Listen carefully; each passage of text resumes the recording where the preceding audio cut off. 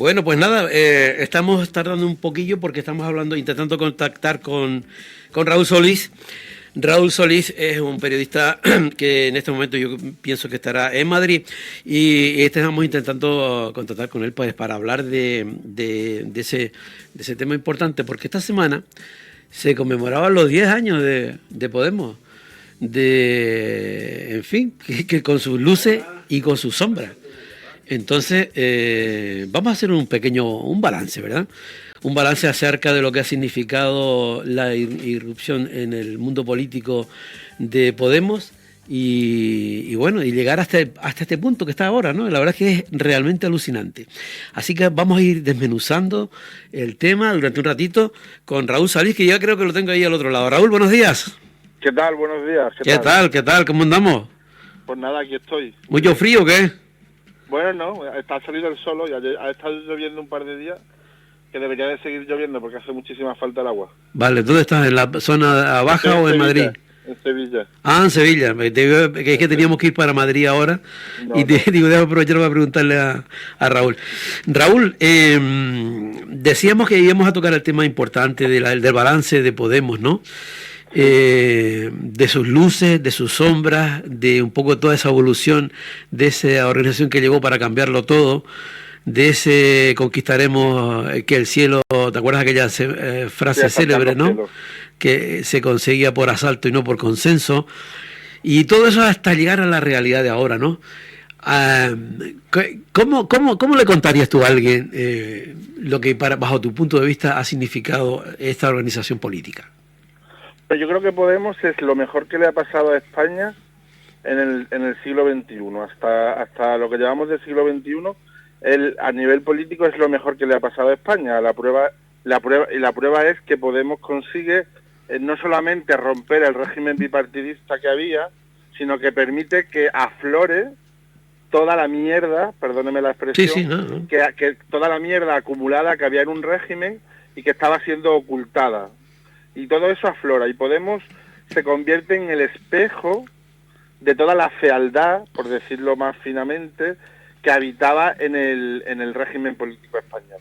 Pero no solamente la fealdad vinculada a la derecha, también emerge, toda la fealdad y toda la incoherencia y todas las incongruencias, todos los pactos y todas las miserias que había también en la izquierda. De hecho, Podemos a veces es tan vilipendiado por la derecha como por la propia izquierda, como por la propia vieja izquierda. Y es porque Podemos ha servido de espejo al propio sistema político español. Y claro, ¿qué ocurre? Pues Podemos no ha dejado pie títere con cabeza, entonces Podemos ha señalado la realidad y no el relato. En España estamos muy acostumbrados a vivir del relato. Y Podemos ha hablado de la realidad y le ha puesto nombre a cosas que sabíamos que existían, pero que no nos atrevíamos a nombrar.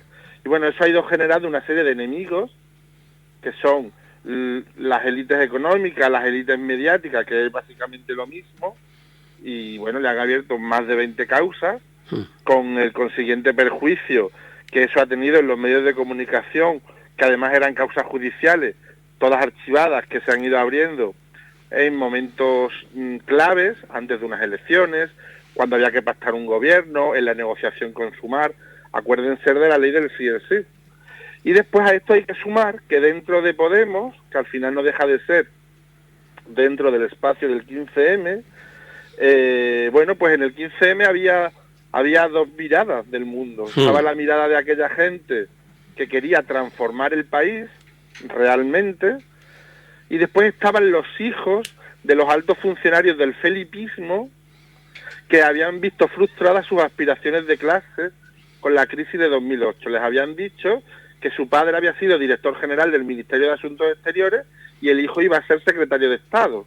La realidad es que la crisis frustró esa aspiración de clase.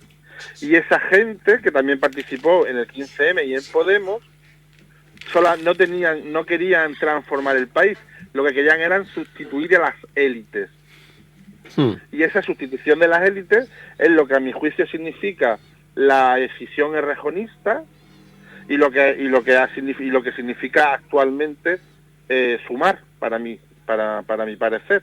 Yo creo que Sumar es la venganza de la parte progresista del régimen del 78, estaríamos hablando de Izquierda Unida, del Partido Comunista y de Comisiones Obreras, y estaríamos hablando que es también la venganza de aquellos hijos de los altos funcionarios del felipismo que ven en esta posibilidad la posibilidad de sustituir a las élites del régimen. Pero como fuerza transformadora, yo creo que Podemos sigue teniendo, todavía, claro, sigue teniendo sentido. Vamos a ver, de ese primer momento, de esa gran división, porque aquella foto, ¿te acuerdas aquella foto famosa, sí. ¿no? Que ya se han ido, pues, han ido desapareciendo un montón de protagonistas, ¿no? De esa primera piedra que se colocaba, aún se está pagando esa historia, ¿no? Porque yo creo que muchas cosas se arrastran de ahí, ¿no? Yo creo que uno de los grandes defectos que ha tenido Podemos, que evidentemente ha cometido errores, como todo ser vivo, ha sido el no haber sido capaz de adoptar una cultura interna donde el que perdía un proceso interno no lo perdía todo. Entonces en Podemos era habitual o ha sido habitual que el que se presenta a un proyecto, a un proceso interno, o gana la Secretaría General del partido o lo pierde todo. Entonces la parte que lo pierde todo se acaba yendo. Uno, porque su ánimo militante solamente es la sustitución de las élites del poder, por lo tanto, como no tienen cultura militante, no van a continuar peleándola desde dentro, y también porque a nivel interno, la persona que pierde, el grupo que pierde, deja de tener una función a la interna. Entonces yo sí creo que Podemos tiene que caminar para poder evitar los errores que ha cometido, construir una cultura militante donde la parte que pierda sea parte integrante también del proyecto. Entonces, si una parte gana la Secretaría General por el 58% de los votos de la militancia, pues lo más normal es que el 42% que ha perdido tenga el 42% del poder interno. ¿Me explico? Sí, claro. Eso es. Pero bueno, de todas maneras, yo creo que ninguno de los errores que ha tenido Podemos ha sido tan grave como para todo el odio y todas las mentiras que ha generado. ¿Y tú crees, en ese posicionamiento que estás diciendo, tú crees que se llegaría a... Porque claro, ahora lo perdiste y lo perdiste todo, ¿no? Pero ¿realmente esa democracia interna tú crees que sería factible dentro para respetar ese 42%, por ejemplo, que tú estás comentando, y que todos estén empujando el mismo carro, lo que te quiero decir? ¿O al final los del 42 están poniendo la zancadilla a los otros? Bueno, es que yo creo que Podemos ha pasado una cosa, y es que en realidad Podemos como partido político se está construyendo ahora. Yo creo que el momento real de construcción de partido político de Podemos es ahora cuando Podemos tiene que construir un proyecto político sólido con la gente que tiene, que son muchas. No olvidemos que Podemos es la formación política que más gente participa en sus procesos internos. En el último proceso interno creo que participaron más de 50.000 personas. Bueno, pues todo ese poder político convertirlo en militancia. Y militancia significa pues tener una asesoría de ayuda, por ejemplo, de ayudas sociales en tu barrio, que se ha roto el banco de tu jardín, poder hablar con el señor del ayuntamiento, atender a personas que están en desahucio, convertir todo eso en poder popular, ¿no? Y hacer militancia y que la gente te conozca a nivel local. Yo también creo que otro de los errores de Podemos fue no presentarse a las elecciones municipales de 2015, porque eso dio lugar a que un montón de arribistas, de gente que no había tenido ninguna vinculación con Podemos, pero que tenía cierto prestigio social, se hiciera con candidaturas municipalistas que iban solas, porque la marca entonces era un Ferrari. Se apoderaron de la marca a nivel municipal, no tenían ninguna vinculación con la democracia interna, y al final eso, en lugar de fortalecer al partido, lo que consiguió fue desgastarlo, porque impidió que tuvieran cuadros en los municipios. Y al final la gente pues tuvo un partido que mediáticamente está tan diabolizado por el poder. La única forma, una de las formas de desdiabolizar ese proyecto político es desde la cercanía, y eso te lo permite la política municipal. Y yo creo que uno de los grandes fallos de Podemos también fue el tema de las elecciones municipales. Pero yo siempre digo que ninguno de los fallos de Podemos ha sido tan grande como sus aciertos. A mí me parece que haber conseguido que la izquierda entre en el gobierno de España por primera vez en 80 años, a pesar incluso de, no nos olvidemos, de Izquierda Unida, de los comunes, del errejonismo, de Compromís, del PSOE y de todos los sectores del país, que lo que pedían es que Podemos diera sus votos al PSOE y que el PSOE gobernara con un gobierno de partido único, pues a mí me parece que eso ha sido un acierto brutal. De hecho, yo tengo 41 años y yo tengo memoria. Yo desde que tengo memoria no recuerdo una legislatura en la que las clases populares hayan ganado derechos. En España siempre se perdía. Se aprobaba una reforma laboral, era, bueno, pues te damos esto, pero te quitamos esto, te quitamos lo otro. Bueno, te damos una vivienda, pero te vamos a subir en lo otro. O vamos a bajar las becas, pero, o sea, era una cosa a cambio de otro, como de hecho ha empezado a ocurrir con la reforma de las pensiones, ¿no? En la que dicen que van a darle más dinero a las personas desempleadas a cambio de reducir la base de cotización, que al final es recortar la pensión de las personas mayores de 52 años que están en desempleo. O sea, yo creo que con Podemos ha sido la primera vez, por lo menos desde que yo tengo memoria, en el que las clases populares han ganado derechos reales. O sea, yo no recuerdo nunca que el salario mínimo se haya subido de golpe un 22%, que haya pasado de 750 a 900 euros en un año. Eso ha pasado con Podemos. Con Podemos se ha subido el salario mínimo en 4 años en un 54%. Es decir, claro, estamos ya casi cerca de 1.200 euros el salario mínimo. El salario mínimo hace 5 años estaba en 750, por ejemplo, ¿no? Entonces, la ley de vivienda, en fin. Yo creo que con Podemos, y después otra lección que ha dado Podemos, creo también que ha sido la de que es posible mirar de tú a tú al régimen, que es posible ganarle y que es posible hacer una política diferente. Y que es posible ser de izquierda siendo de una izquierda diferente, en el sentido de que no hace falta llevar la camiseta del Che Guevara ni tener un mercadillo de pegatinas de la República para hacer una fuerza transformadora. De hecho, mucha gente o organizaciones políticas que se han caracterizado precisamente por el identitarismo, ¿no? Por estar todo el día con la bandera de la República, con la camiseta del Che, con la O y el martillo, más de izquierda que nadie, después a la hora de negociar con el PSOE son unos corderitos, y el PSOE bueno, pues le mete todos los recortes que quiere y todas las involuciones que quiere. Entonces, pues yo creo que Podemos ha dado muchas lecciones positivas. Mira, una cuestión. Antes estabas comentando tú el tema de estos últimos acuerdos y de la retirada de Podemos, ¿no? Sí, esta mañana estaba escuchando yo a Javier Crudo en Carne Cruda, y él comentaba algo así como que, claro, que los posicionamientos tanto de Sumar como de Podemos están llevando a los dos extremos, a una parte más salada y otra parte más dulce de la historia, ¿no? Cada uno se está como colocando en sus posicionamientos, y sin embargo otras opciones, por ejemplo el BNG, los catalanes y tal, Izquierda Unida, habían tenido unas posiciones ahora como de seguir dialogando, seguir en los temas, pero no retirarse como se retiró Podemos. Así que de alguna manera era la misma política que hacía Podemos antes y no ahora, ¿no? Como que de alguna manera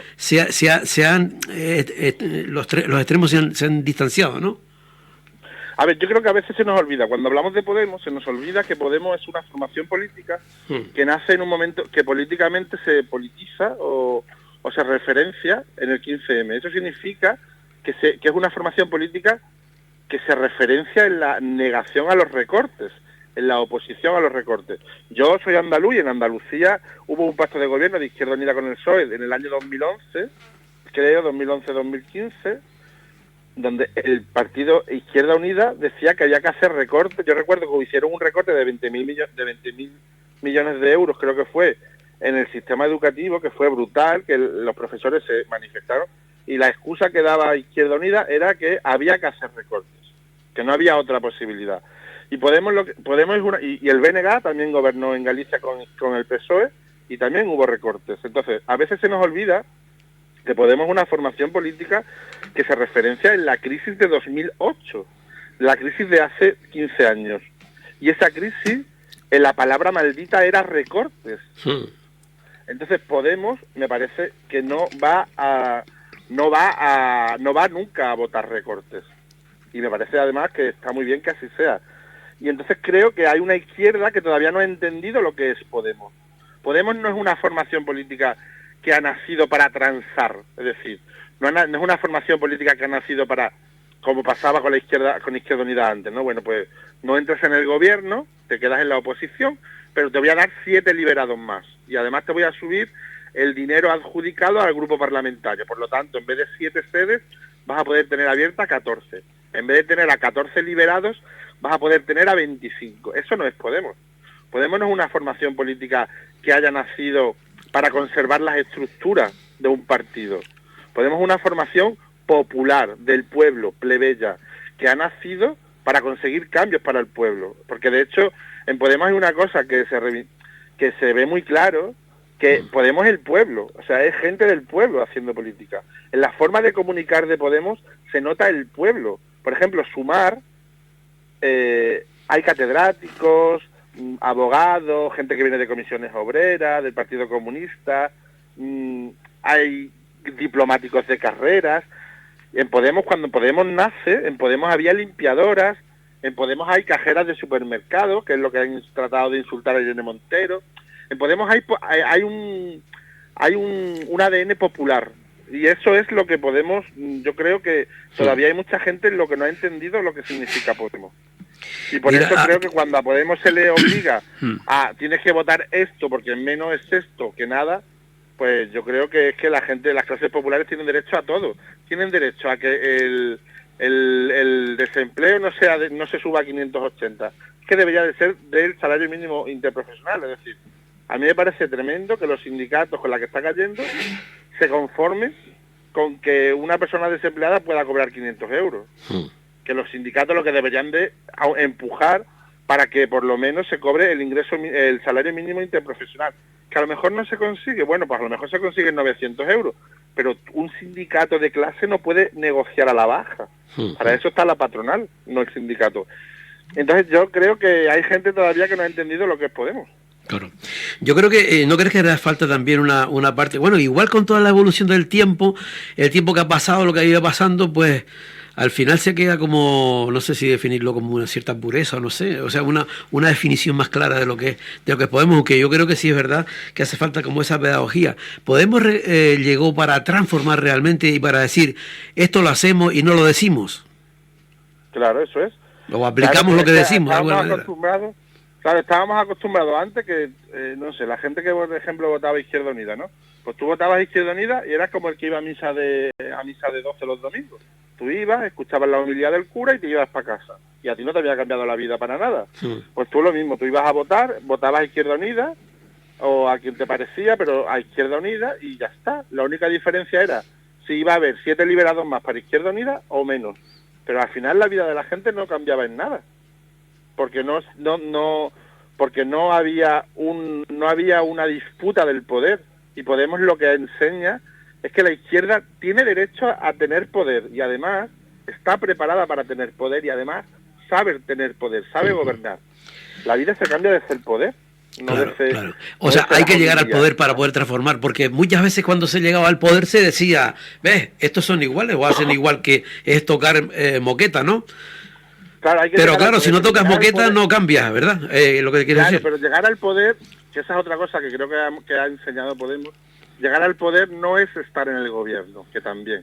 Llegar al poder, por ejemplo, es disputar el poder mediático. ¿Por qué el 80% de todo lo que se lee, se escucha y se ve en España depende de 2 grandes corporaciones mediáticas que a su vez están participadas por los grandes bancos, por las grandes empresas del IBEX 35 y por las energéticas y las eléctricas? ¿Por qué? ¿Por qué el poder mediático no se puede democratizar?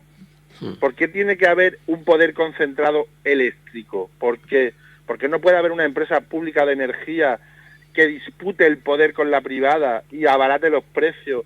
¿Y por qué no puede haber una empresa por ejemplo, de petrolera pública o una empresa de energías verdes para la transformación ecológica pública? Porque el poder es disputarle los privilegios a aquellos que los tienen. Y hasta ahora mismo el aparato que las personas nos hemos dado para disputar ese poder se llama Estado. Mira, una cosa, ¿qué le dirías tú a la gente que ha votado Podemos o que ha votado a ese sector de la izquierda, ¿verdad? Que, como aquella célebre frase de ¿qué hiciste con mis sueños?, ¿no? Evidentemente con toda esta historia ha tenido una carga emocional y en fin, la izquierda está fatal, ¿no? En ese aspecto, ¿no? ¿Tú crees que todo eso ha hecho un daño terrible? La gente no puede entender cómo se pueden entender pues, con la derecha, buscar tocar las diferentes puertas y buscando soluciones en todas las puertas, menos con la de Podemos. ¿Por qué sucede eso? Bueno, pues porque yo creo que hay un sector de la izquierda que pues se puede referenciar en Sumar, Izquierda Unida, el Partido Comunista, incluso los dirigentes de comisiones obreras, que es la parte fundadora de Sumar. Bueno, pues que esa gente en realidad no están a favor del cambio. Ellos quieren negociar con el régimen. Y esa es la izquierda que teníamos en España hasta antes de 2015. Y entonces esa izquierda, como antes te he dicho, que podemos funcionar como espejo, pues esa izquierda se ha visto en un espejo y no se ha gustado nada. Y por eso Podemos les incomoda. Y después porque yo también creo que hay una izquierda que es funcional a la derecha. Es una izquierda que no afronta la batalla, que no da la batalla cultural, que si la ultraderecha, por ejemplo, se está diciendo que hay que expulsar a los inmigrantes, la izquierda esta lo que dice es que, bueno, no vamos a hablar de inmigrantes, porque entonces estamos alimentando el marco de la ultraderecha. Pues mire usted, ¿no? Si la ultraderecha dice que hay que expulsar a los inmigrantes, lo que tiene que hacer una formación que se diga progresista es decir que los personas migrantes tienen todos los derechos humanos posibles y que hay que tratarles como personas que son. Y ya, entonces eso es, yo creo. Entonces yo sí creo que hay una izquierda que es funcional a la derecha y que ha sido que desde dentro del propio espacio político ha estado todo el rato remando en contra de los cambios y haciendo de inquisidora del propio Podemos. Yo creo que Podemos va a reflotar, o sea, estoy convencidísimo que va a reflotar, porque yo creo que la gente se va a dar cuenta de que, bueno, pues que necesitamos un espacio político que tenga las cosas claras, que sepas que te va a defender cuando llegue la hora, que sepas que no se va a poner de perfil cuando vengan maldadas y que no se pliega al PSOE, porque para votar al PSOE ya está el PSOE, que además es una fuerza política muy bien estructurada, que tiene muy buenos cuadros. Para eso no necesitas otra fuerza política. Para hacer lo que hace el PSOE, o para que te den un huevo duro más que te va a dar el PSOE, para eso está el PSOE. Yo creo que España necesita un espacio político popular, en el sentido de que hable como el pueblo, que tenga claro de que existe otro mundo y que existe otra forma de gobernar, otra forma de ser de izquierda, y que los derechos no se negocian. O sea, claro, que una persona tiene derecho a vivir con dignidad a cambio de nada. Es decir, que se acabó ya de que te doy 20 y te quito 30, que no, que eso no puede ser. Y mientras sucede eso, claro, y mientras sucede eso, Raúl, y vemos lo que está pasando, porque muchísima gente dirá, claro, estamos hablando como de las razones de los planteamientos y todo esto, pero mientras tanto, pues la ultraderecha avanza, las llamas llegan y nos está cogiendo a todos en este diálogo, ¿no? En ese marco, ¿cómo lo ves? Bueno, es que la ultraderecha avanza precisamente por la cobardía de cierta izquierda, que cree que para que no avance la ultraderecha lo que tiene que hacer es comprarle sus marcos de pensamiento.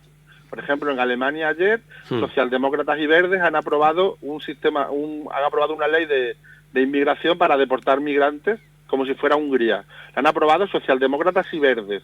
Socialdemócratas significa Partido Socialista y verdes pueden ser los hermanos de Sumar en Alemania. Eso es que gane la ultraderecha. Que gane la ultraderecha es que Marlaska acaba de firmar en Bruselas un pacto migratorio por el que van a aumentar el tiempo de detención de las personas inmigrantes en situación irregular. Que avance la ultraderecha es decir que el feminismo molesta a los amigos de Pedro Sánchez. Que avance la ultraderecha es introducir en el Ministerio de Igualdad, en el Instituto de las Mujeres, a una activista del feminismo antitrans que ha estado diciendo que las mujeres trans no existen y que son una performance y que son un chiste. Eso es que gane la ultraderecha. La ultraderecha no gana. Lo peor de la ultraderecha no es que tenga buenos resultados electorales, es que sus ideas penetran en los sectores progresistas de la sociedad. Y para que eso no ocurra tiene que haber una fuerza política que se plante y que diga: nosotros nos vamos a comprar el discurso de la ultraderecha. Hace falta una revolución cultural, de alguna manera, por definirlo de alguna manera, para poder entender esos cambios, Raúl. Sí, bueno, yo creo que para que la izquierda pueda avanzar, tiene que dar la batalla cultural, y la batalla cultural es decir cosas que en un momento resultan incómodas. Acordaos cuando este verano la ley del sí es el tema paradigmático de lo que es una batalla cultural. La cantidad de jueces que se rebelaron en contra de la ley. Y discurso, eso, la lucha de los jueces contra la ley, de los rubiales con toga, fue lo que sirvió a Yolanda Díaz para legitimar el veto a Irene Montero.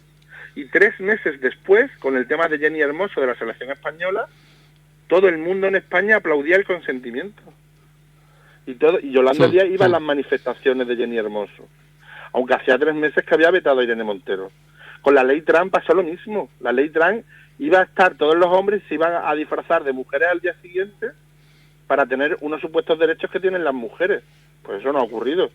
Pero esa batalla había que darla. Entonces, la izquierda que no es valiente cuando toca es la que le abre las puertas a la ultraderecha. Por lo tanto, yo sí creo que tiene que haber un espacio político claro y valiente que llama las cosas por su nombre y que no juegue a ver qué es lo que va a decir hoy Ana Rosa Quintana. Mire usted, ¿no? Ana Rosa Quintana no puede ser la creadora de la agenda del progresismo español. Ni Ana Rosa Quintana, ni Vicente Vallés, ni ningún poder mediático. Total. O sea, no se puede hacer política en base a lo que van a decir los tertulianos en una tertulia. Eso no es hacer política. Eso es entregarle todas las armas a los enemigos del cambio. Raúl, bien claro que lo has dejado. Oye, te agradezco una vez más que hayas estado con nosotros en el Rompeolas. Se nos fue el tiempo, la verdad es que para seguir hablando contigo una hora más, pero se me fue el tiempo. Pues nada, gracias. Muchísimas gracias, un abrazo y seguimos en contacto para otro día. Cuidado. Venga, hasta luego, adiós. Chao, adiós, chao, chao. Bueno, pues...